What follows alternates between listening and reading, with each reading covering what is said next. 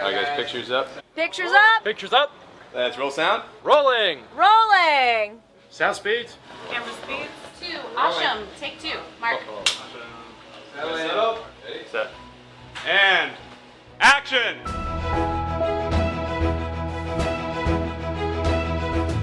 Welcome to the Penn Cinema Podcast, your behind-the-curtain connection for movie news and reviews. Now here are your hosts, Penn Ketchum and David Moulton. Welcome to the show. I'm David Moulton. And I'm Penn Ketchum. What's up? Welcome to the post-holiday slump. The post-holiday slump. Yeah, you could call it that. Yeah. Some of us celebrate the post-holiday slump. Yeah. You know, are you a routine guy? I'm a big-time routine guy. I love the holidays. I love seeing my family. I love everyone around, and everybody knows that I love that. Yeah. But the first week of January, I'm also like, all right, sweet, back to my routine. Yeah. Yeah, back to it. But do you feel like you need a vacation at the same time? No, I wouldn't say that. I'd just say it's almost like a relief. To me, it's like you put on these great shoes that you love, and you're strutting around, and life is good, and everyone's like, oh, those are great shoes. But then when you get home, you put back on your regular sneakers that you wear every day that you love, and you're like, my shoes. Right. Yeah. Yeah. It's like you're going all day with your Crocs on sport mode. Right. When you get home, you put them back in the slipper mode. That's what I'm saying. Yeah, I got you. Yeah. I got You take that little ankle thing little off. flap. Yeah. I get it.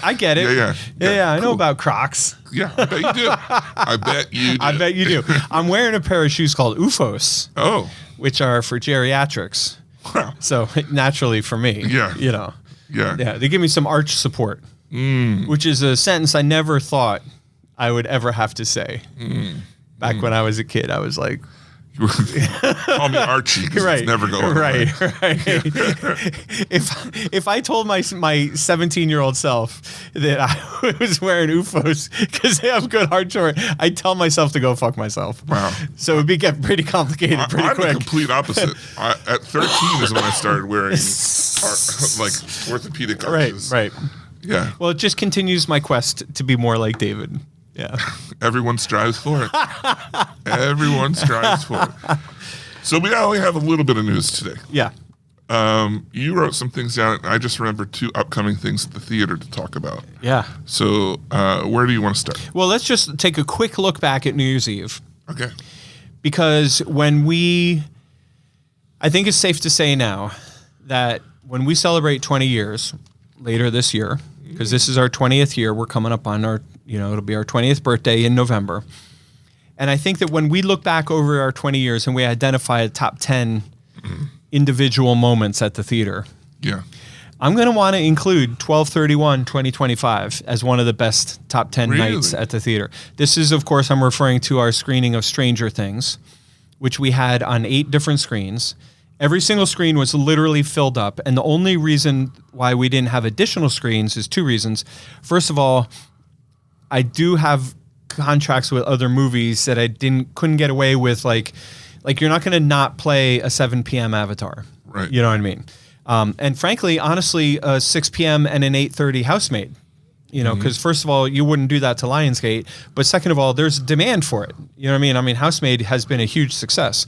So the demand for Stranger Things was off the charts. And the second reason why we didn't have even more shows is because it was New Year's Eve. You know, and I typically try to get people out of the building by, 10:30 or 11. So you got to work on New Year's Eve, but at least you can get to your party in time for the ball to drop, and or not in your case, but you missed it by 3 hours. I missed it by 3 hours. Yeah, I was at a party that did the drop at 7:30 for the kids. And I was like, man. It was a wild ride. It makes you wonder, it's like, did my parents do this? Like, I can tell any listeners that might be interested that I never did that to my kids. oh, thank God. Yeah, we either let them stay up or when they were younger, they just fell asleep. As a matter of fact, when Marley was almost 1, when she was 11 months old, we had a Y2K New Year's Eve costume party at our house. And she slept right through the whole thing. Wow. Yeah, the whole gang was there. Even Soap on a Rope's parents were there. Sounds like she was pretty weak. You better But you sleep. can't, next time I see her, well, you couldn't stay up till midnight Yeah. when you were 11 months old?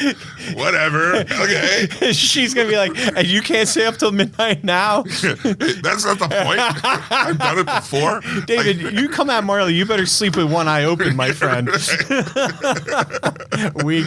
Anyway, so we served 709 people in an hour, which is wild. But the more important thing is there was all kinds of there was costumes and there was families, there was moms and daughters, fathers and sons, groups of friends. And it really, I know you can relate to this as much as anybody. It reminded me of the old days. Yeah. You know, like the lobby was packed. The line for concession went out around the Christmas tree and then wrapped back around and was out to the vestibule. Whoa. But not one single person was bitching. You know, everybody was just having a good time, chatting. You know, they knew there was a lot of people and they knew, get my popcorn and it was a party, and then eventually, the shows were somewhat staggered. It was like 8. Well, there's a couple shows at 8, and then there was like 8:10, 8:15, 8:20. It was like all the way. And the last show started at 9 o'clock. So it was like that old thing that we used to have all the time, where, come 9:15, the lobby's quiet, and you're like, oh my god, there's 1,000 people in the building because of the 709. Plus, we still had all the other titles that were running, and it's like everyone's high-fiving each other in the kitchen, and it just felt like a really great night. And the team, the customers were awesome, and our team did incredible. Not only the kids working the registers and navigating the hallways and the ushers and everything like that, but also shout out to our management team, Mandy and Jeff and Joel and the whole team, who really put a lot of effort in the week or two leading up to it to make sure that systems were in place, that we were ready. You know what I mean? So the whole team worked together, and it paid off because everything went on without a hitch. It was great. I know this would have taken a lot of work, and work equals money. Right. But if there was a moment, if you could have planned ahead, was there a moment where all the shows overlapped? Kinda. Yeah. If there was a moment where everyone was in and there was no, Yeah. if you could have upside down the lobby. lobby or the hallways, Yeah, even yeah. if it was just Right. they came out, they were like, "Whoa." Yeah, that would have been wild. So anyway, so Stranger Things happened New Year's Eve, and it was a huge hit. It Awesome. was awesome. Speaking of the theater, Mm-hmm. and now things coming up, Go on. I hear rumors of a Lord of the Rings marathon. Indeed. Is it an extended edition? It marathon? is extended edition marathon. It's a solid 12 hours of viewing. You can watch them individually, or we have you can buy a $24 ticket and watch all 3 back to back to back. And we put a couple of these, they're called binge marathons. We put a couple of these marathons on sale, and in a theater that has 86 tickets, they sold 85 tickets. And it might be up to 86 by now. Wow. And in a theater that had 129, it sold 127. So what I did last week was went in and added a bunch more marathons. So if you feel like you got sold out, they're the ones that I added are pretty full, but I don't think they're as sold out as the first ones. Okay. So if you wanted to see, I haven't checked in a few days, but I think you could probably find a decent seat. I have done this at home a few times. Yeah? Yeah. It's been a long time since Yeah. I have. Let me tell you, one, it's amazing to do for Lord of the Rings to just get that high, Yeah. but it is exhausting. Even in my 20s when I did it, Yeah. I was struggling to Yeah. keep my eyes open during the last movie. So I think it's awesome that it's happening. Yeah, I can't wait. We're excited. And as you probably already know, you have the marathons, and then you also have the individual shows. So if people aren't into marathons, but they really want to see, 2 towers, come on in, get a ticket, $8. Yeah. Off you go. Yeah. Now, the other thing I saw coming up has to do with the corn of popping. The mighty popped corn. Yeah. And say I'm at home Right. and I, I've told Liza about the hole Right. and she's repaired it. Right. So now I've got this bucket Right. and I don't have anything to do with it. Right. What what would be something I could do with that Well, bucket? what you could do with the bucket, as long as it's less than 400 ounces, which I'm sure it is. Yeah. Liza doesn't play around with no 600 No, she ounce doesn't. buckets. Yeah. Yeah. Bring that bad boy into the movie theater and get a full bucket full of popcorn. Nice. Yes. So it's bring your own bucket, and I forget what the price is. There's a discount to it, but I forget what the discount is. But it's pretty cheap, and you can bring your own bucket, which is 400 ounces, and fill it up with popcorn. And we're seeing people online talking about a variety of things. Some people are trying to be funny and find something funny to fill up with popcorn, like their old baseball hat or something. And then some people are like getting their old souvenir tub, from Star Wars in 20 whatever year that was, that they want to bring out and, use again. Now, I didn't catch the date. Like, what's going to be in theaters when this is? I think it's January 19th. I think it's next week. It's Lord of the Rings. It's 28 years later. It's Avatar, Housemaid, SpongeBob, Zootopia, Wicked, all those titles. Oh man, doing it during Lord of the Rings is perfect. That'd be smart. Yeah. That'd be a way to stretch your dollar. Way to stretch your dollar. Yeah. Yeah. All right. Well, we have one little piece of news left. David, have we spoken yet about Star Wars 2027? Have we spoken yet about Star Wars in 2026? What's in 26? Well, we just haven't spoken about it. Oh, right. Well, we got The Mandalorian coming up this year. Right. What are our thoughts on that? I think the trailer is fun. I'm a little done. Is this going to be a big movie? This is a spin-off. It's not a huge movie, right? It's a spin-off of the show, Right. which I think could hurt it. But I will say, every time I've seen the trailer in theaters, the reaction has been audible and positive. Yeah. So So we got The Mandalorian in 2026, but then in 2027, we have a big-time, legit new Star Wars movie starring Ryan Gosling, directed by Sean Levy, who did Deadpool and Wolverine, as well as a couple other big titles, successful titles. I think this one's called Starfighter, right? I think so. Yeah. But I just wanted to sort of state for the record, Yeah. now here we are in January of 2026, and we are starting our conversations about Star Wars 2027. You gotta look ahead. You got to look ahead. You got to know what's coming. It's important. You got to be in the know, because I don't want our listeners, I don't want people listening to the Penn Cinema podcast and then walking around not knowing that there's a new Star Wars movie coming out in 2027. So now you all know that. Yeah. And now that you know what I'm talking about, I want to report that apparently there have been a lot of high visibility A-list visitors to the set. The film is currently under production. And Sean Levy was interviewed talking about all these famous people that come by the set to sort of ooh and ah, And one of those famous people was one Tom Cruise. Mm-hmm. He's got that new comedy coming out called Digger. I don't know about that. Oh, I got the 40-second teaser trailer on a bunch of movies, including Is This Thing On? But anyway, I haven't seen Tom Cruise in a comedy since Risky Business. But Not true. Not true? Because certainly you saw, Mission Impossible? the last Mission Impossible. Tropic Thunder. Oh, God, I don't count that. That movie was awful. It was a comedy. And Tom Cruise was in it? Yeah. Okay, well, One of his best roles. I forgot that he was even in it. Because he's dressed up as a large man with balding. Yeah, that doesn't even count. I'm not even interested. Wow. That movie doesn't exist. But Tom Cruise does, and he stopped by the set, which was in England, and apparently they were shooting, I don't know, outdoors or something. They were shooting in like a swamp, and it was a laser. What are those? Lightsaber battle, right?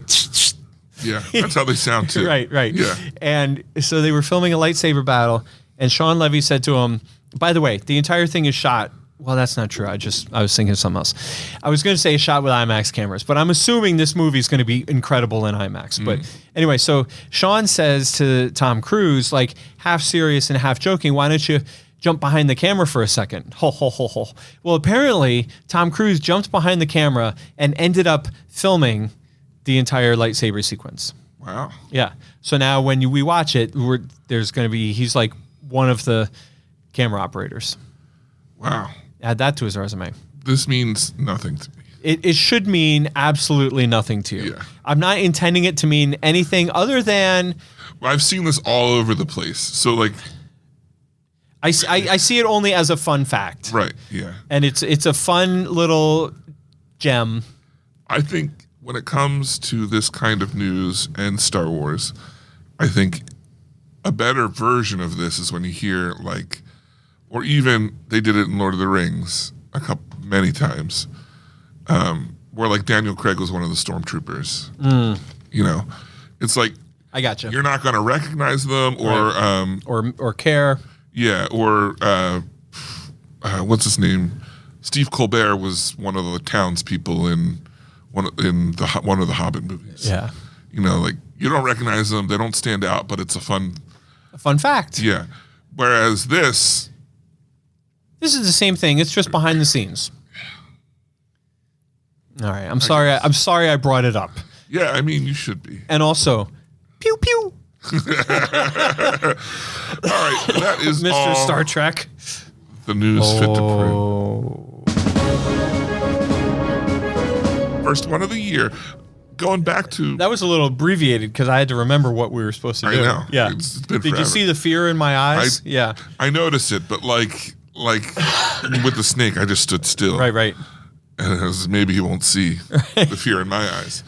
I just realized we're coming up 20 years of the theater, Yeah. right? Yeah.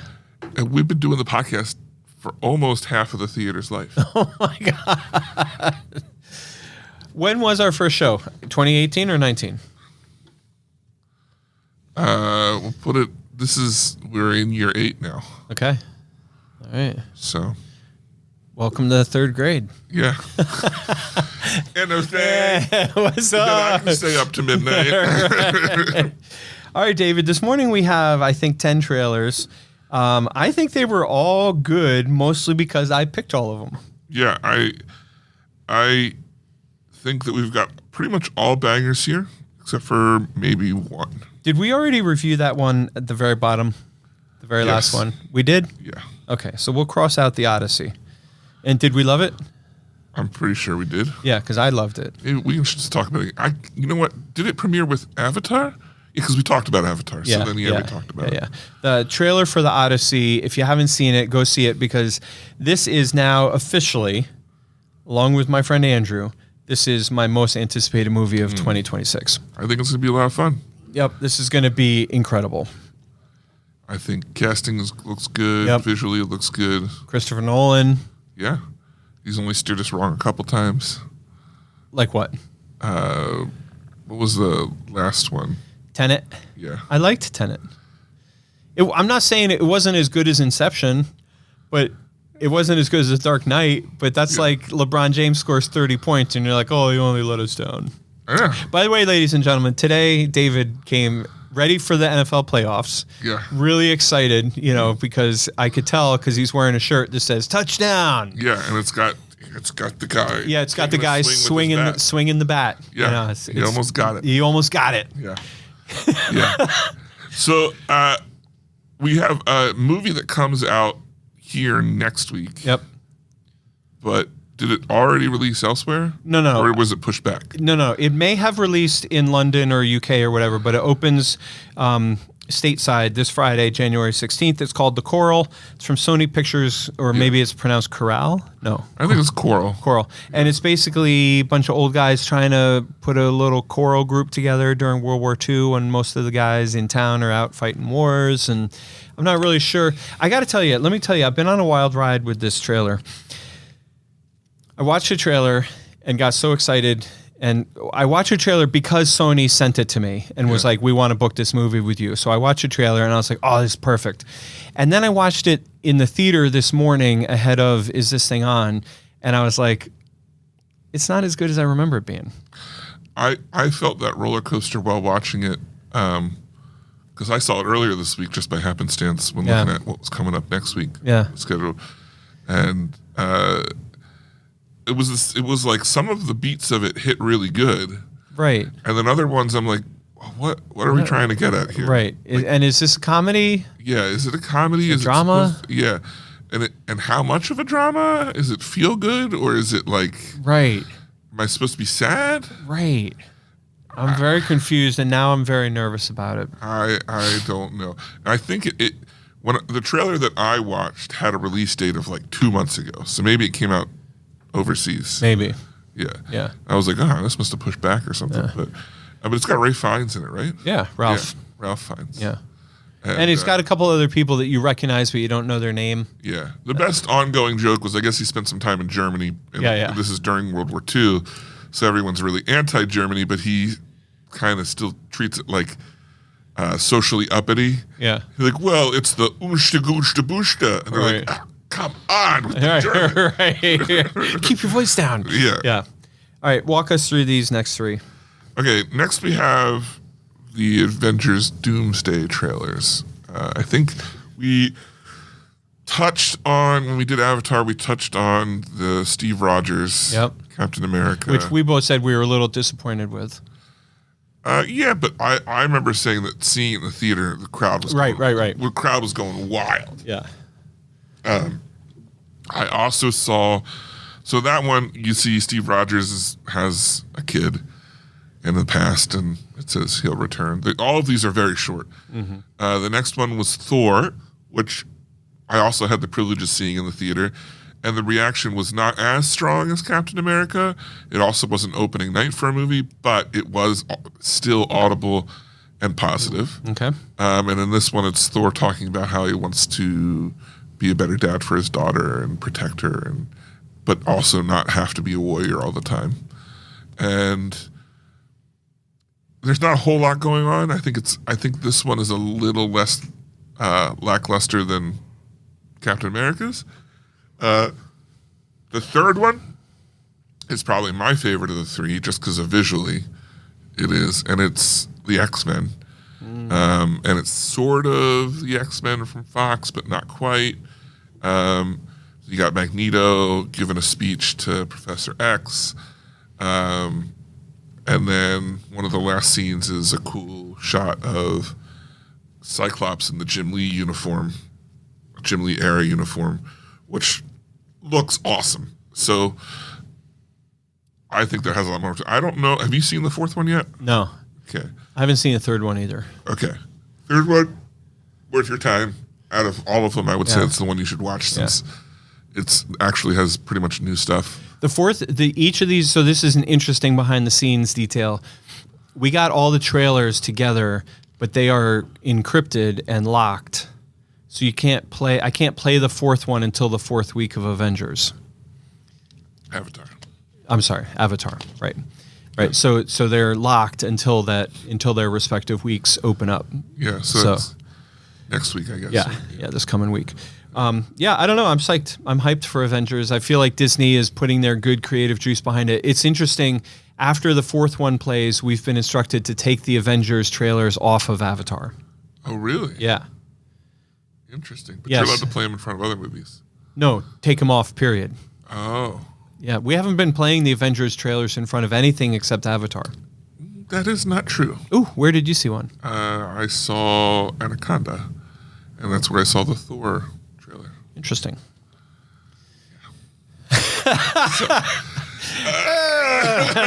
It didn't happen to any executives. All right, next up we have a movie that I'm pretty excited about. In the spirit of Parasite, we have a movie called, I almost said a movie called Neon, a movie called No Other Choice from Neon that also opens this week. And this is kind of like one of those movies about someone who's pushed beyond their breaking point. But it looks to have a lot of depth. Is it Korean, I want to say? Yeah, I think so. Korean movie with English subtitles, and it's basically about a guy who's like loses his job and is interviewing for a new one, and apparently his future and happiness is all predicated on this other guy not being around. So he takes it upon himself. Other guys takes it upon himself to kill all these other people. Yeah. It's not clear whether or not he does. Pretty sure he does. He does. All right. I would say this is my trailer of the week. Okay. Because it's the one that got me the most interested in I think there's a lot of good trailers, but this one's got me the most intrigued. Yeah. That said, if you are unfamiliar with this director, note that it'll probably be pretty bloody. This is also my trailer of the week. Okay. Yeah. This movie looks awesome. This is another one where I watched a trailer and then booked it. Because it's the same director as one of the Old Boys. I don't know if it was the American version or if he did the original version. Okay. But Old Boy is fantastic. Part of the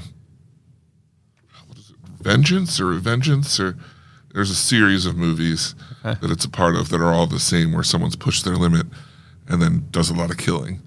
And they're fantastic, but they are gory. Yeah. So, next up, we have a movie that I couldn't find the version of it that you recommended. I think they snuck an F-bomb into the Green Band. Okay. Yeah. Because I couldn't find a red band. And it was newly posted, but it wasn't very different from what we had seen before. Had a little bit more. Yeah. I think this movie looks like a lot of fun. Yeah.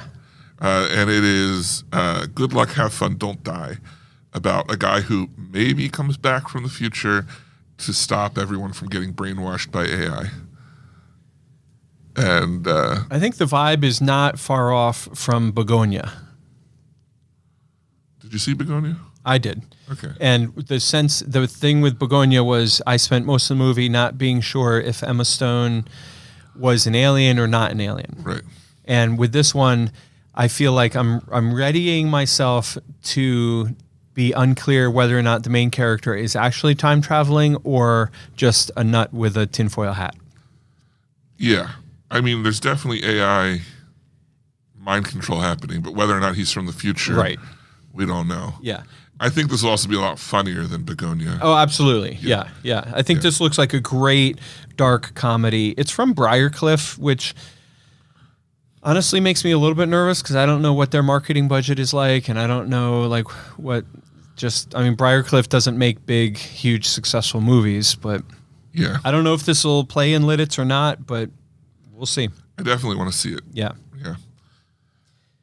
Next up, we have the final trailer for Send Help, which is a movie I really hope is good.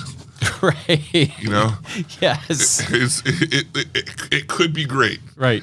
Or it could not be good. And what is it? Dylan McDermott and Rachel McAdams? Yeah. And they play, he's, at the beginning of the movie, he's the boss and she's trying to get a job and he's like awful to her. Yeah. And then they get in a Castaway style plane crash and end up the two of them alone on an island. Yeah.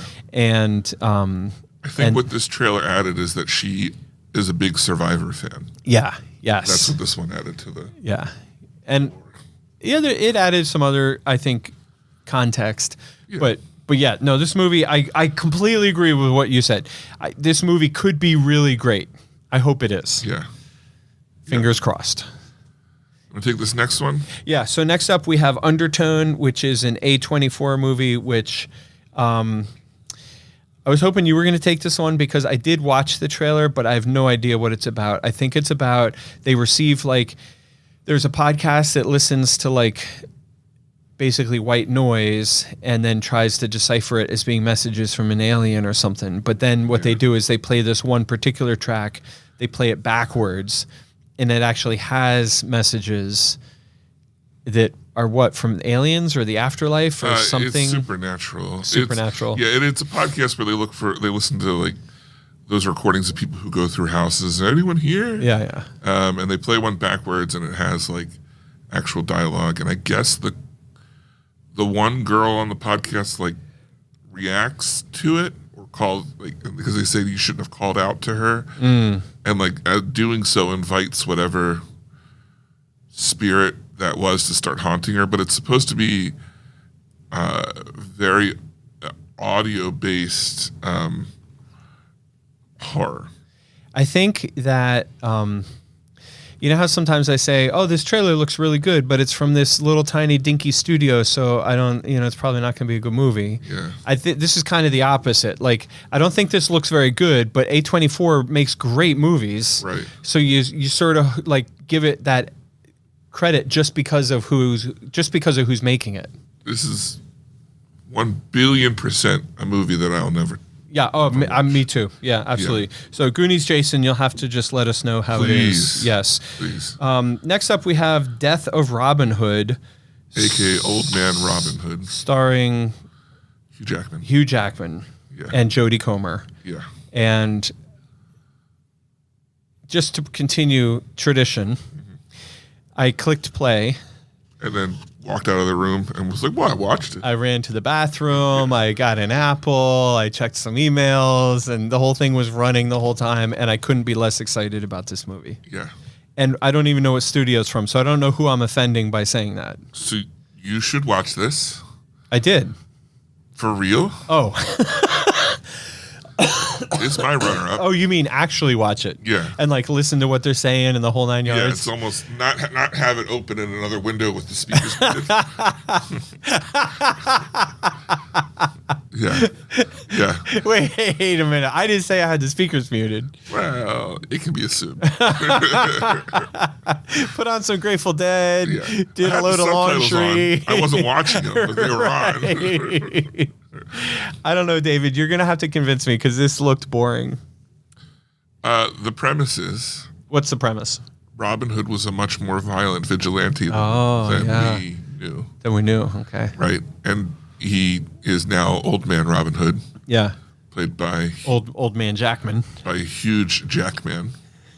And I guess he gets injured in some battle and then saved by a small town or it looks like he might have somehow maybe he is lost at sea or something, but it's more of a Norwegic or Viking style. Scandinavian, you might that's say. That's the word Yeah.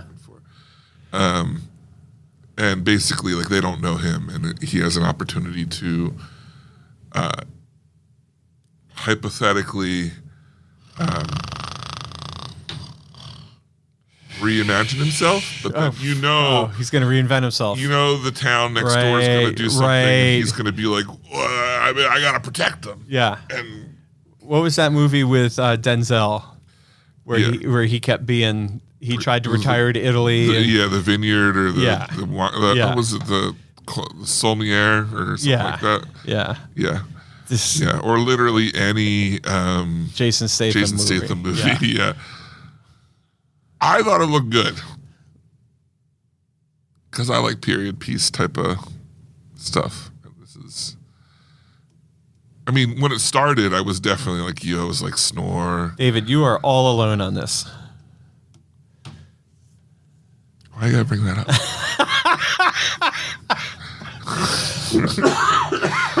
I told you that in private. I'm not gonna cry today.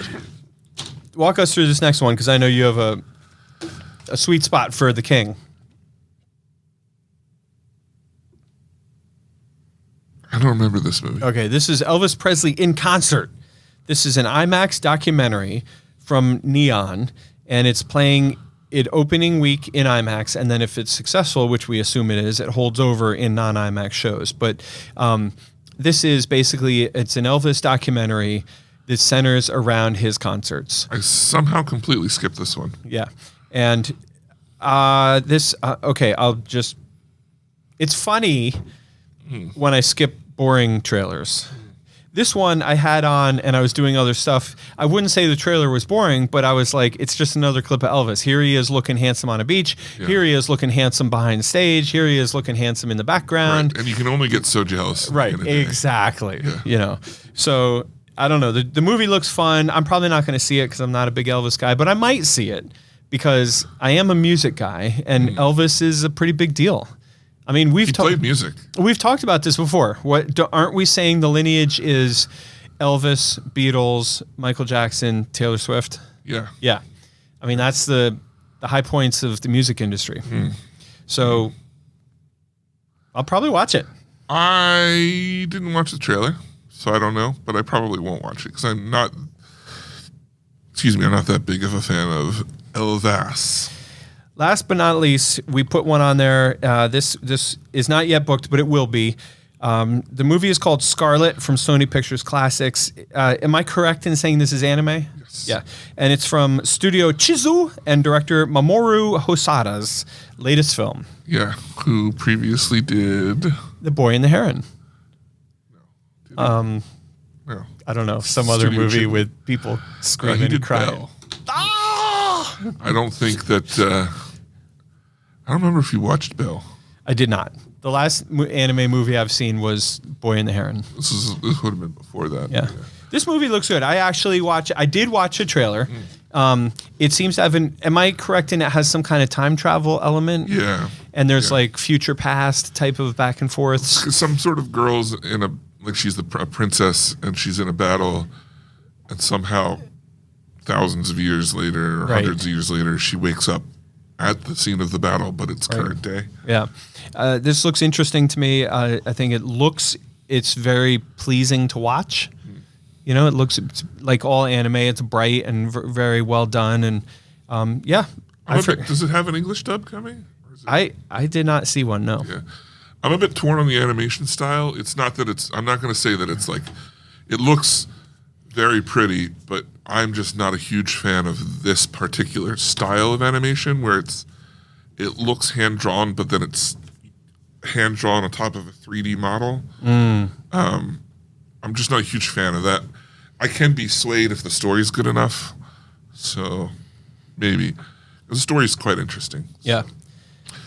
And I think that's all our trailers this week. That is? All right. Oh, that's the old Well, one. come on, man. Well, you know, Come on, bruh. when you think about it,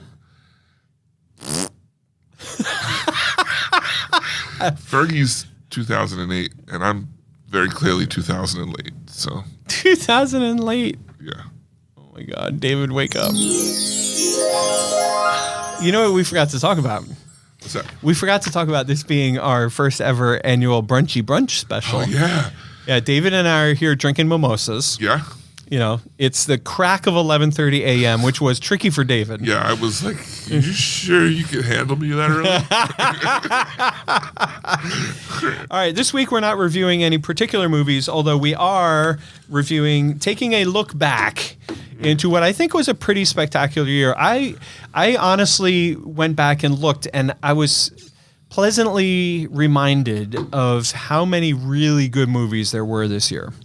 Would you agree with that in the most general sense? I would strongly disagree. Oh, okay. I struggled to put a top 5 together. Okay.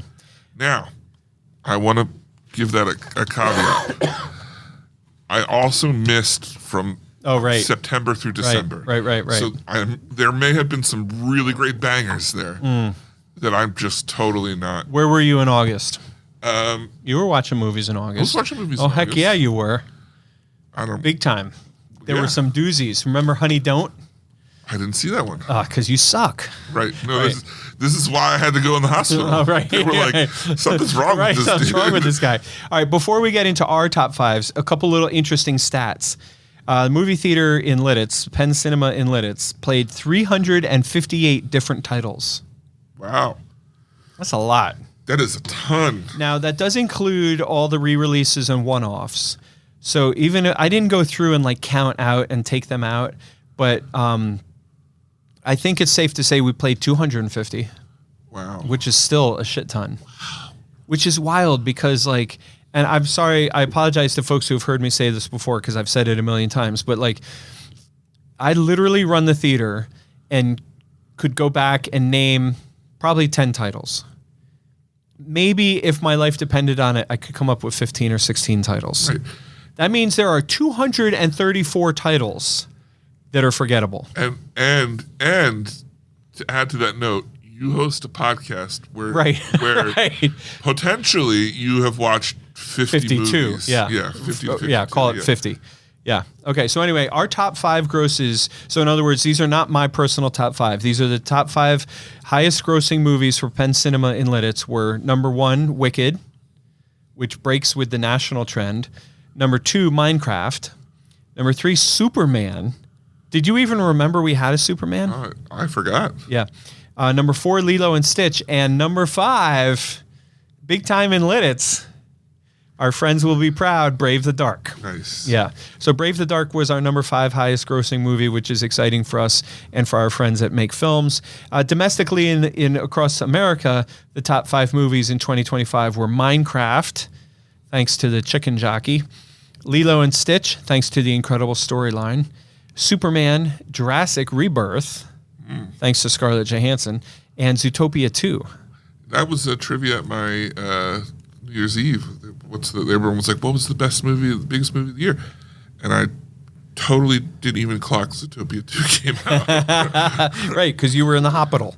Yeah. All right, so how do you want to do our top 5? David and I have each prepared a list. Now, it's our top 5. How many do you have, Pat? 17, 30? Can I address this? Yeah. Can I address this horse in the room Yeah. head on? Head on. Head on. All right, I want to tell you, and I'm going to tell you a true story. Yeah. Sometimes I tell tall tales You? on the rarest of occasions. Yeah, okay. It's a special thing. But this is no tall tale. This is the God's honest truth. This is what happened. I made a commitment to myself. This year, Yeah. I'm going to write a top 5 list that is nothing but top 5. Like, I'm going to just have 5 movies. I'm going to write them on a sheet of paper, plain as day. Whoa. No honorable mentions, no 12 Whoa. titles, no caveats, no ties. Whoa. Just 5 titles, right? So that's exactly what I did. Wow. I did write one caveat, which I'll read, just because I do think this is relevant. This is not cheating. I did not see A Complete Unknown. I did not see Marty Supreme. I did not see Eternity, and I did not see Lilo and Stitch. Okay, but other than that, I wrote down 5 titles on a piece of paper That you've seen. that I've seen Okay. and can remember. Right. Because to me, that was like the like there were a couple movies that I played around with because I was like, oh, that was awesome. But then when I tried to remember, like, what was it about? How did it end? That's- Like, I remember that I remember loving it, but if I can't remember like what happens in it, then I'm not going to put it on my top 5 list. So anyway, so I wrote a top 5 list exactly like I said, and here it is. Okay. Now, but what's funny, and this is what I'm going to enter as a defense for all these years. What's funny is after I printed it out, I was admiring it. And I was thinking, boy, Penn, you're really hot shit. You're pretty fucking incredible.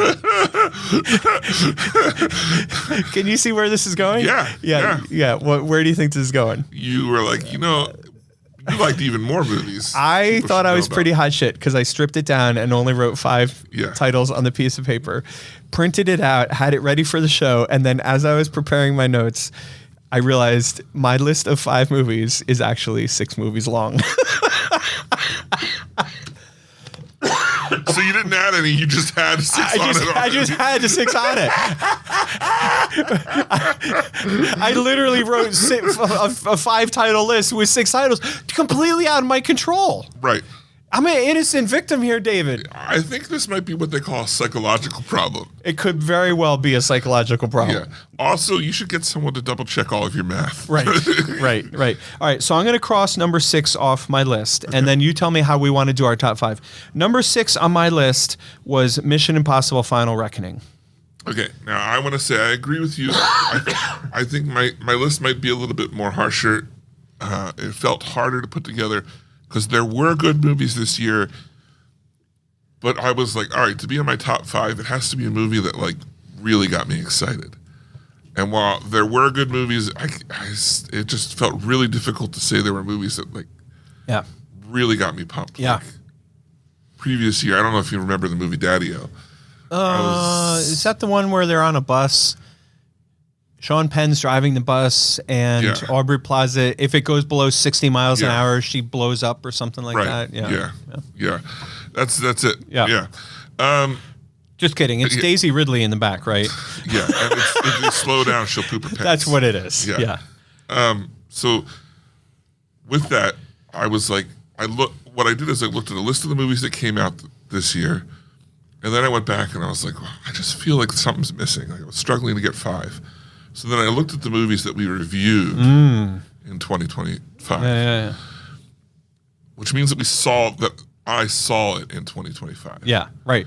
So one of the movies on my list, I guess technically came out at the end of December, but it was the first movie we reviewed. Which was what? I don't want to. Oh, right. I see. So I'm just saying, okay, if you hear this list, you're like, whoa. Okay, no. I was like, it was still in David, the theater. I am much more tolerant than you. I am patient. Somebody comes at me with 6 titles on their top 5 Yeah. list. You know what my response is? My response is, cool, man. Yeah. Good for you. Yeah. I don't know I what it's pre- like to have those kind of I flaws. appreciate your enthusiasm for the business.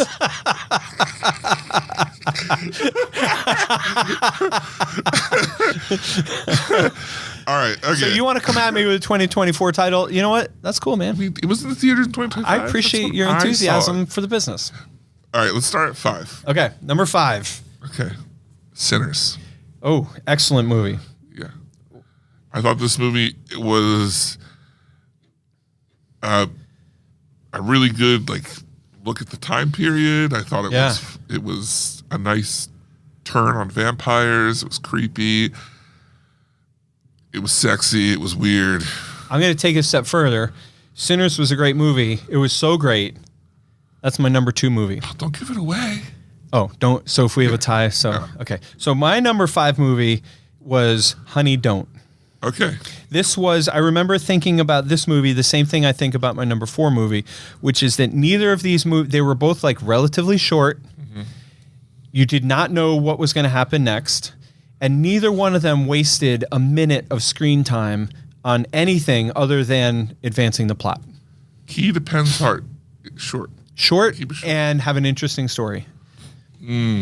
This was, so for those of you who don't remember, Honey Don't was with Aubrey Plaza. She was the main character. No, with Aubrey Plaza. The main character was played by Margaret Qualley, whose name in the movie was Honey. Yeah. And it's just like she's a detective and she's trying to investigate a murder. And the movie was absolutely fantastic. Number 5, top 5th movie of the year for me. Top 5th movie? Top of the year? 5th. Top 5th. Wow. Can I just segue right into number 4? Because Sure. number 4 is on my list for the same reason as number 5. The movie is a mystery movie called Black Bag. You wouldn't call it a mystery movie, call it a spy movie. Michael Fassbender and Cate Blanchett star as spies who I forget exactly the deal with the plot. I know that there are a couple and I forget if they pretend that they don't know the other one's a spy or if they genuinely don't know that the other one's a spy. But then there's a whole series of transgressions and double crossing, and the whole movie comes to an end when they're sitting around the table at the end, and Yeah, they know that they're spies, but they don't let on that they know. no, the agency has pitted them against each other. Right. That's what it is. Right. And then they've had to deal with other people who are coming after them. Yeah. The movie is incredibly tight, incredibly fun to watch, fast paced. I put it higher than Honey Don't because I think the story and the acting was just a little bit better. Completely forgot about that one. What was your number 4 movie? The Phoenician Scheme. That was a good one. Yeah. Although I heard earlier that you've never seen it twice. I've never seen it twice. Right. That's for sure. So what about it? I just thought that I don't think it's the best, what's his name, films. Yeah, Wes Anderson. Wes Anderson. But I thought it was more of a cohesive story than, what was the one that he did the year before in the desert? Yeah. It was a little less quirky, but still quirky enough. Yeah. I liked the actors. I really liked Michael Cera in it.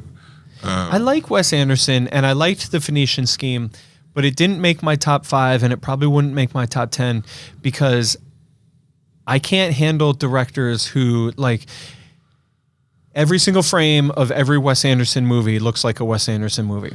Yeah. And this one he was kind of trying, because he had just become a huge meme. I think he was trying to undo some of that, Yeah. but at the same time, in doing that, just made it more Made it Wes worse. Anderson. Yeah.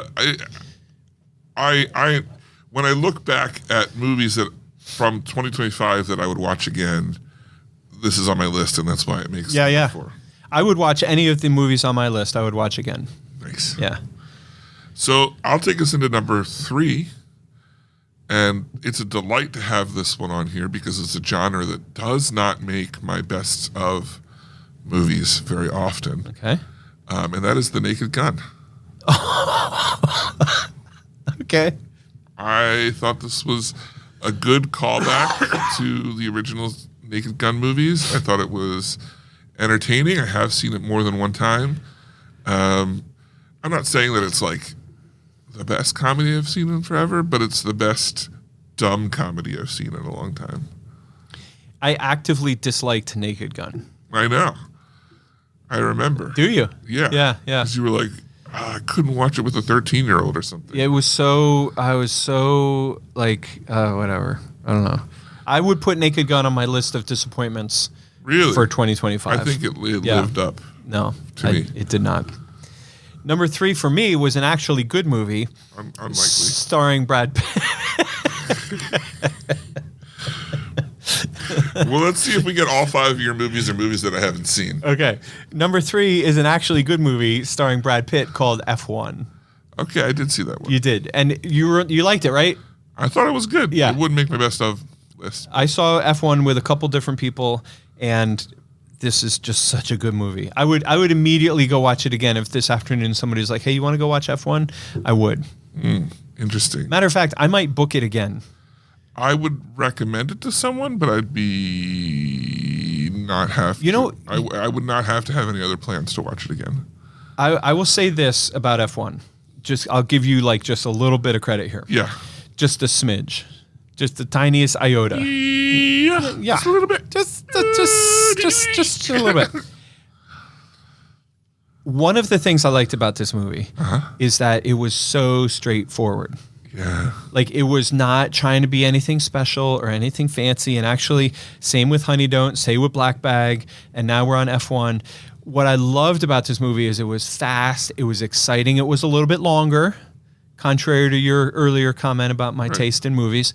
But it reminded me of movies I would see when I was a kid that I would love. Like if I had seen this when I was a kid, I could see myself like, you know, going home or pretending I was like sitting on the couch behind some cushions, pretending to be in an F1 race car. You know, here comes Ketchum in the last corner. You know, and then I'd like throw the cushion across the room. Oh my God, he crashed. I like that you're pretending that you didn't actually do that.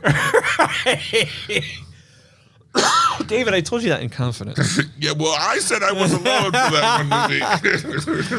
All right, so I'll take us into number 2. I'm sorry I already ruined it a little bit. My number 2 is Sinners, which I thought was fun, fast-paced. I agree with all the things you said. It was sexy. It was wild. It was fun take on vampires. And then what made it good enough to be my number 2 is that I also felt like there was an extra level of depth to the movie, talking about the power of music to connect generations upon generations upon generations. The human experience, anything that draws out that human experience is so powerful to me. And the best way to illustrate this movie is to remind you, because I know I told you this conversation once before. I was talking to a guy who said, oh, my wife watched Sinners last night and she really didn't like it, because I had just been telling him how it was one of my favorite movies. And I said, well, let me guess. She watched this movie at home, right? And he said, yeah. And I said, that's the whole thing. This movie, Sinners, is all, and same with F1, is all about the theatrical experience. I mean, the powerful sound system, cranking out that music. I mean, the music itself for Sinners is one of the main characters.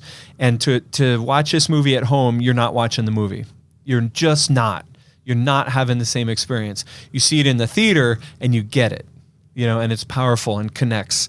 But you watch it at home, it's just another TV show, you know, probably had a good soundtrack if I could have heard it. Anyway, what was your number? So Sinners was my number 2. Okay. I agree. That's how I felt about the Eras Tour. That wasn't 2025, was it? No, I think it was 24. Yeah. Number 2 for me is Splitsville. Oh my God, Splitsville was on my number 5 list, and I took it off because I didn't want to go over our limit. Well, I'm glad you didn't with 7. Yeah, right. This is a movie that I quite enjoyed. It's comical without being over the top comedy. It's got decent drama. Yep. Dealing with like relationships and stuff. Great acting all around. One of the best fight scenes of the year. Yeah, it is. Yeah. This movie was fantastic, and it was almost it was my number 1. It's actually on my list as number 1, except for I really got to give this my number 1 the number 1 suck, because I loved it and have raved about it over and over again. Yeah. Are you ready for my number 1? No, I just want to say real quick. Yeah. how strongly I endorse your number 2 pick of Splitsville. Splitsville is great, and unlike Sinners, obviously everything is better in a movie theater. But Splitsville, if you can find it online somewhere on stream it at home, Splitsville is I highly recommend it. It's such a fun movie. Fun might be the wrong word, but it's a great movie, and I thoroughly remember watching it and loving it, and it was on my top 5 list. It just got bumped out. Wow. Yeah. Well, my number 1 movie was the first movie we reviewed of the year. I don't know that you saw it. Okay. Funnily enough. Okay. I can't remember. But I have been talking about this movie. I think even last month I recommended this movie to someone. Wow. And that's Better Man. Better Man. Yes, I did see it. Remind me. It's the Robbie Williams Oh, right. Yes. biography musical. Where he's like an ape. Yeah. You see him as an ape, Right. but he's a person. Yeah. 'Cause that's how he viewed himself. Yep. I love this movie. Really great. I love the music. I love the art style of it. I think that him being a monkey, while it feels weird, it works really well. It works. I remember you raving about this. I have not seen it. I feel stupid for having not seen it because I remember when we watched the trailer, Yeah. we were like, oh, wow, this is fresh. This is different than every other movie that comes along. I'm telling you, Penn, go home today. Yeah. I know there's probably, what is it, football on? Hockey? Both. Yeah. Yeah. Touchdown! Yeah, I'm not sure which one it is, but maybe watch this instead. Yeah. Okay. My number 1 movie of the year was my number 1 movie since the minute I saw it. I think I came home and told you that I was going to see it. Yeah, I was at your house for some reason. Right. You're like, what are you doing here? By the way. I saw this movie a couple months before it came out because Focus Features was smart enough to play it at the Fall Summit, and we all didn't really know exactly what we were getting into. And when the movie started, I still didn't understand what it was, which might have helped my thing. But the movie I'm talking about is Song Sung Blue, which stars Hugh Jackman and Kate Hudson, and I don't remember ever having connected so entirely. Like I was like every fiber of my being was like invested in these 2 characters, and they go through some wild shit in the movie. As a result, my experience of watching the movie, I was laughing like really hard, good, solid belly laughs. I was sobbing at one point. Wow. Like not just like where your eyes water and maybe, you got to like wipe away a tear. I mean, I'm talking, I had to cover my face because I was like embarrassed. Yeah, and not in a bad way, not in a depressing way, but just the movie was so effective, and it's based on a true story. And what this couple went through, the movie is a love story. And it captures all of that, all the good, bad, and the ugly in any good love story, but also the ambition of the human experience and what we're all trying to do. And I loved everything about it, and it's my number 1 movie of the year, called Song Sung Blue. It takes place in Minnesota, right? It takes place in Minnesota, and it's about, a lot of people think it's about Neil Diamond. It's not at all. It's about Neil Diamond impersonators. And I always say it's a love story, and the vehicle by which they tell it is these aspiring Neil Diamond impersonators. Did you end up seeing it yet? I haven't seen it. Okay. One of the fun tidbits, more fun than knowing that somebody was behind the camera for one Right. scene. Right. That didn't make a difference. Hugh Jackman went out to Minnesota to do like a morning show or something to promote it. And he was supposed to be there like one night and do the morning show. And I guess he had such a good time just in Minnesota. He was out there for like a week and a half or 2 weeks. And he was just showing up places and just being like, yeah, I came out here. I'm just having a great time. Like, I've never been here before. Yeah. This place is great. Yeah. Like, That's funny. yeah. All right. So my number 5 is Honey Don't. Your number 5 is? Better Man. Number 4 is... Sorry. 5 is Sinners. Number 4 is Black Bag for me. Phoenician Scheme. Number 3, I got F1 and David's got Naked Gun. Number 2, Sinners for me, Splitsville for David. And my number 1 movie of the year was Song Sung Blue. David's number 1 movie of the year, better man. Yeah. So 4 of your 5 movies I haven't seen? And only one movie overlapped both of our lists. Oh, yes. Oh, so 3 of the 5 movies I haven't seen. Yeah. That's crazy. Because I think last year it was like, It's so funny. it was the same movies in different orders. Right. Yeah. Which you would think, given the nature of the show, that we would have seen all the same movies. It was really a split up. When I was looking at the titles, because I try and fit in the Right. name or whatever, there were a lot of them that were like doubled. Yeah. And I was like, oh, this is another week where we watch different things. Yeah. All right, let me review. Well, what are we? You want to do a review now? No, I want to review. I'm sorry. I want a lowercase r. I want to review what some of our listeners wrote in Okay. for their top 5. We'll move on to listener feedback, but first, because we always say, what are we watching next week? Oh, We'll watch No Other Choice. No other choice. Yeah. Okay. All right. Listener feedback, questions, comments, so forth and so on. Let's go with what we've got. Hit me. First up, we got a young lady named Kaylo.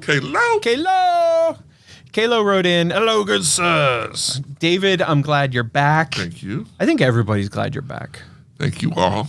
Dude, if you had died, it would have been so hard to do the show. Yeah. You would have been like, ha ha ha ha. It's harder to laugh at my own jokes. No, I'm picturing, what's the one where they got the dead guy at the beach? Oh, Weekend at Bernie's? Yeah, I'm picturing you over there dead. Your Weekend at Bernie's. And I'm like poking you with a stick to try to make you laugh. Come on, give me your opinion. Come on.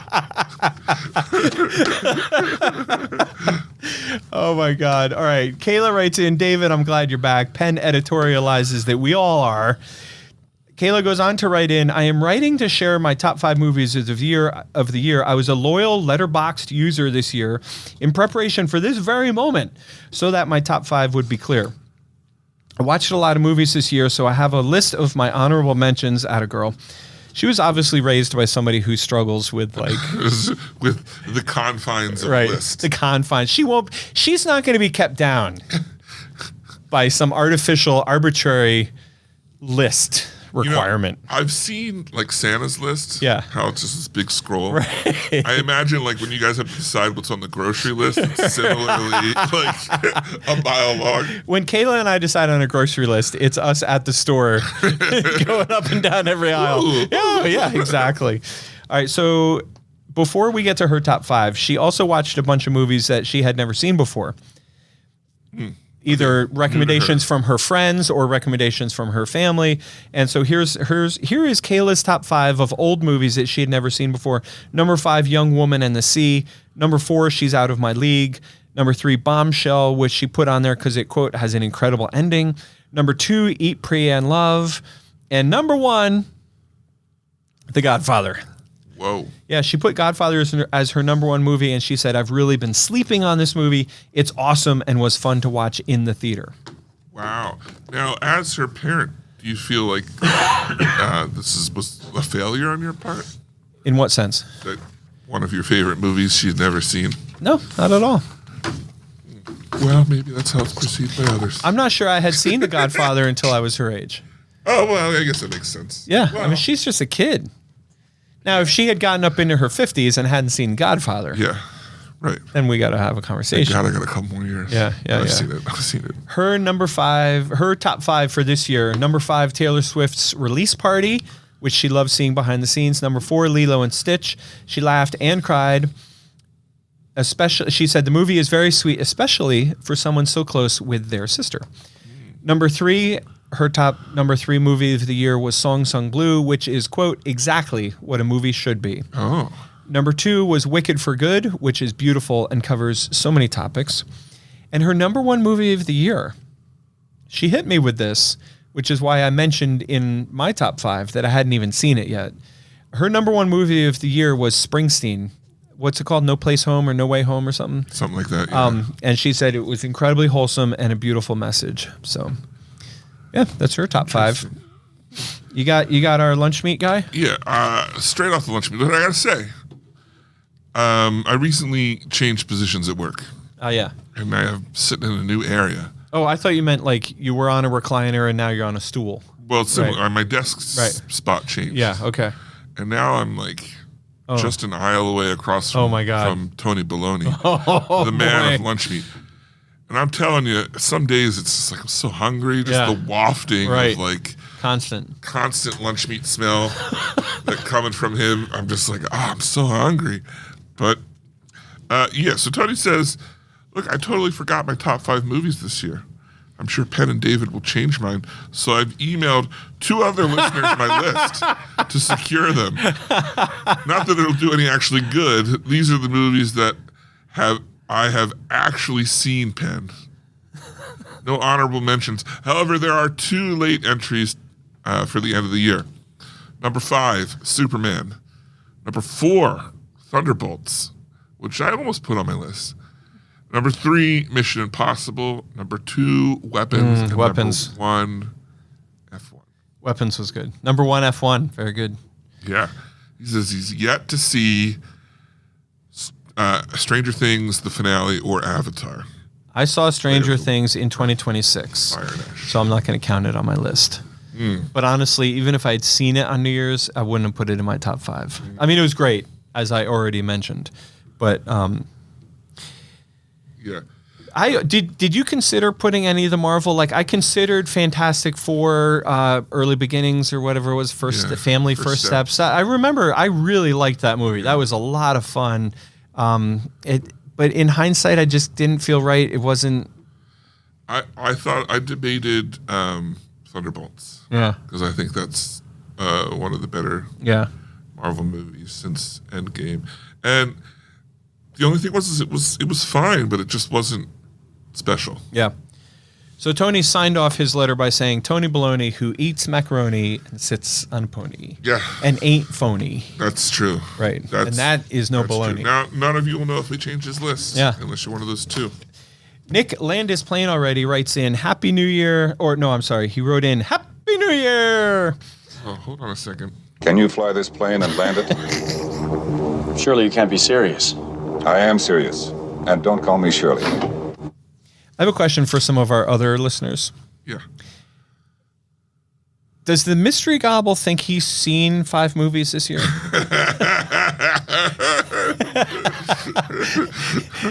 Doubtful. Right. And if he did, could he name 5 of them? His well, I hear you guys talk about him enough.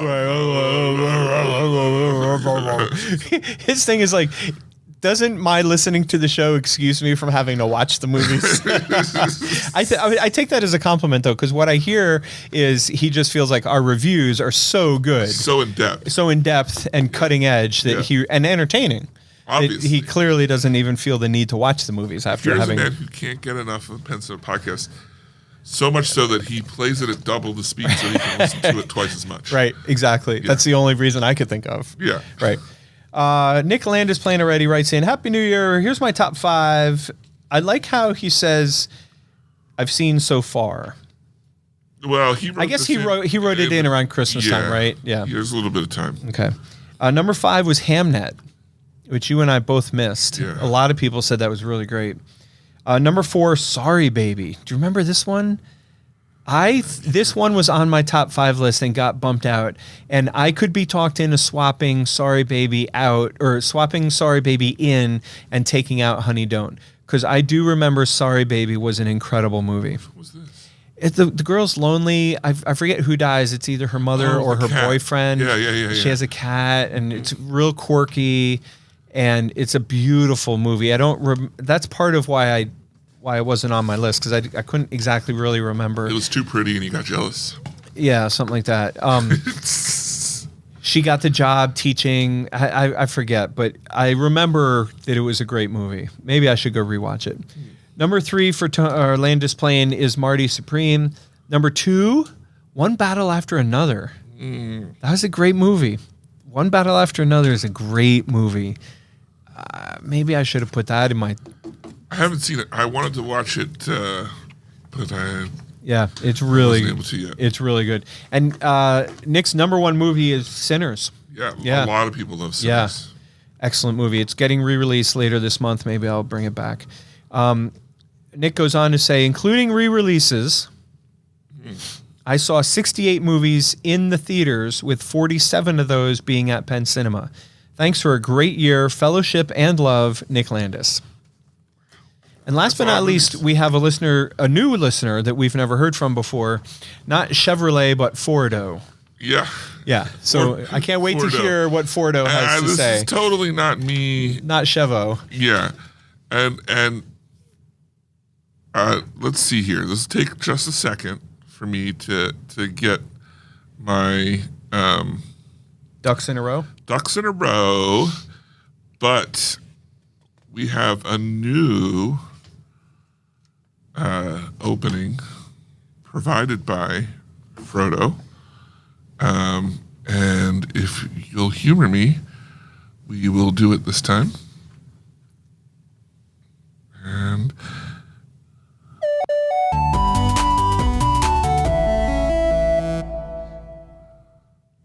There's no time to dance. well, it was too long before, And now it's not long enough. So, what do you prefer? You know what I prefer? I like Everyone's Favorite Sisters.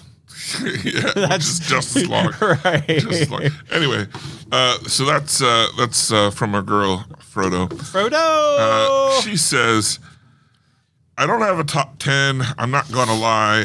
I think I only want to include a movie on the top movies of the year list if I'd recommend it. And I've only recommended one movie this year, which of course is K-pop Demon Hunters. Like I mentioned before, for personal reasons I've written in about, particularly with regards with why Nimona is my favorite movie. I resonate with Rumi and especially the kintsugi symbolism and lyrics of the last song in the movie. It's a lighthearted animated movie that might not mean so much to others, but I connected with its exact themes in a way that struck as a part of me that is very important to me. And it was framed in a way and with a flavor that I don't see much in movies, so I love it. Also, the animation was fun and the music slaps. It's a good time. Now, Penn. What's up? You asked if the word anthropomorphic could be used to describe animals that talk, and David said that it refers to physical form, which is true, but also talking animals are an example of anthropomorphism too.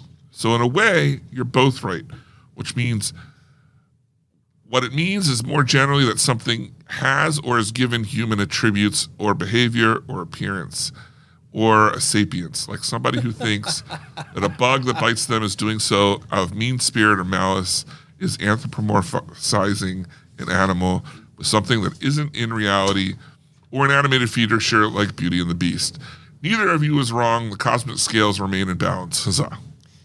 So what I hear her saying is that I was right. Well, what's up? They're not saying that I was wrong. Heads I win, tails you lose. All right, Penn, during the holiday season, Indeed. I've been kind of sitting around, Yeah. right? Yeah. And I've been wondering what you've been up to just long enough for me to find this.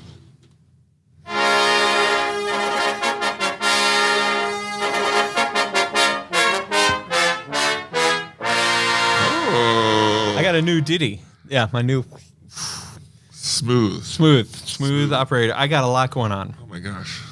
First of all, I watched all of the 5th season of Stranger Things so that I would be ready when the finale dropped, and I loved it.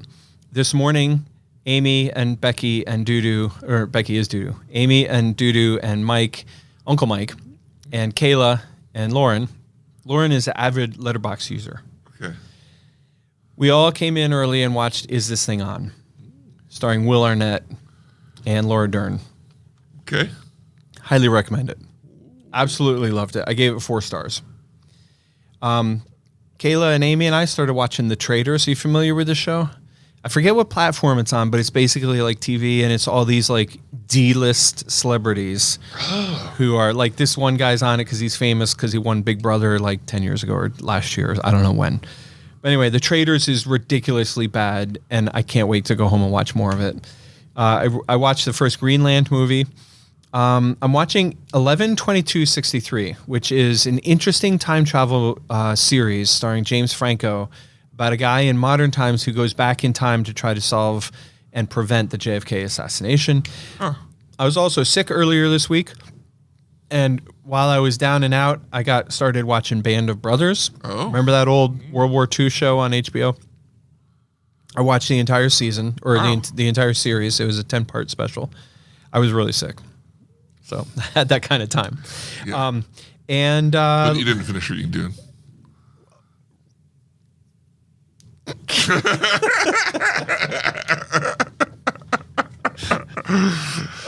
You weren't that What? And last but not least, the fam and I watched Roof Band starring Channing Tatum, which I agree. Somebody we were talking about earlier said it's not a comedy. It was like an interesting movie that I would recommend if you're looking for something to watch, but it wasn't like awesome. Yeah. It was fine. Yeah. But David, what's up with you? First off, let me say, I've been watching ER. No. And Are you still watching I'm ER? still watching ER. I'm in season 14. I started season 14 this week. Of 15. Okay. Right? Yeah. So the end is in sight, Thank God. but we have a problem. Oh no. We have a problem, Pen. Stop it. I was notified this week Uh-oh. that as of this coming Wednesday, Hulu will no longer have ER. And I am so close to the end, Pen. Yeah. So close I could feel it. And yet, I may never reach it. oh my God, that would be the most sad thing I've ever heard in my life. Never reach it. And then it was pointed out to me Oh? that the loaf of Yof is over. Indeed. I did one whole year Right. without paying for streaming. Yeah. Which means, because when it goes away, it's going to HBO Max, Oh, there you go. that I could Yeah. flop over there and give it a go. Yeah. You got that kind of time. You never know. I might. Yeah. I probably will. I've already said it. We'll see how I'm doing 2 or 3 days out if the itch is getting a little too strong. It's been a pretty consistent, Right, right. guilty pleasure show. I also finished the game Ball Pit, and by finished I mean I hit the credits, but there's more to do. But I'm done for now. I saw the Housemaid, which was good. I also saw Housemaid and loved Enjoyed it. it. Yeah. Those girls look so similar I that know. it's almost I know. like disturbing. It was hard to keep track of. Yeah. Yeah. And then I saw Anaconda, which of the people I saw it with, I definitely liked a lot more. I thought it was fun. I said it's one of the better general comedies I've seen in a long time. I laughed. I didn't feel like it was too stupid. Yeah. I feel like it's rewatchable. I have recommended it to people. Interesting. That is specifically people who are the kind that are always reminiscing about how they used to make movies with their friends. Have you seen it yet? No, but I do want to see it. You should watch it. Yeah. I think that you'll. Yeah. It's short. Yeah, and it's not too bloated or anything. Like it's just funny enough to be like, ha ha ha. I mean, you're not gonna like fall over, but Right. it Yeah. kept me entertained. I had a good time, and that's it. That's Okay. what I've been There you doing. go. Fair enough. Yeah. All right. So next week, No other choice. not back. Are we back next week? Yeah. You're not going. You're going I think away? so. No, I'll be back. Okay. So next week we're gonna watch No Other Choice, Can't wait. and we have no other choice but to remove. We have no to other review this choice. Yep. movie. And we'll do a look ahead at 2026. Yeah, and I'm not trying to, won't be nothing crazy, but we'll just take a little look ahead. And so my call to action to you, to all of you listeners out there, all three, Both of you, them. both of you, write us in and let us know your most anticipated movie 2026, and tell us why. And then, so look, if you want to be a part of the show like that, the best thing to do is to go ahead and email us at our brand new 2026 email, revamped for this year, for you all specifically. That is podcast@penncinema.com. And if you want to support the show, Yeah, what's the number one way the to do best that? number one way you could do that is to write us in and let us know your most anticipated title for 2026. Whoa. Keeping it simple. Simple, clean, one job. Yeah, say you don't have email. Tell a friend how much you enjoy the show. Yeah, perfect. Even if you have like old school, like AOL.com email, That's even best. you can still write us. Well, since Penn's dying, we're going to end the show. I'm not dying. Once again for the Pens. Wait. Can you survive for like 3 minutes? Yeah. I almost forgot. I brought What? your very late Christmas gift. It says, wishing you peace and joy. So Yeah. this is from somebody else. Yeah. What is it? Oh my God. It is looks to be a Christmas ornament with a podcast microphone and headphones. Yeah. I mean, you This could is just really hang this in nice. the window if Yes, you wanted. I will. That's exactly what I will do. Yeah. Because the sun will go through that rainbow thing Yeah, behind it. it's like stained glass. Yeah. And it comes with a red bow, which you could use to make it a Christmas ornament, but it also comes with a piece of like, what do you call this kind of string? twine. Twine. Yeah. Which makes it look a little artsier. Yeah. And what I'm going to do is hang it somewhere nice that I can enjoy it all year. That's really nice. Thanks, David. You're welcome. Because I don't know if you know this now. We're 8 years in. You're a professional podcaster. Indeed. Yeah. Big time. Yeah, big time. Yeah. People ask you, what do you do? I'm like, oh, I podcast. Yeah. And the theater stuff. Well, no, I guess. Yeah. That's on the side. Yeah. Right. All right. Well, once again for the Penn Center podcast, I'm David Moulton. And I'm Penn Ketchum. Take care and party on.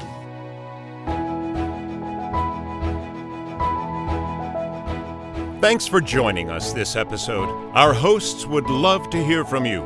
To contact the show with your thoughts and reviews, email podcast@penncinema.com. This podcast is a production of Penn Cinema. Escape to the movies at Penn Cinema, featuring crisp digital projection, killer sound, reserved seating, and premium power recliners. With locations in Lancaster, Pennsylvania, Wilmington, Delaware, and Huntington Valley, Pennsylvania. Showtimes and tickets available at www.penncinema.com.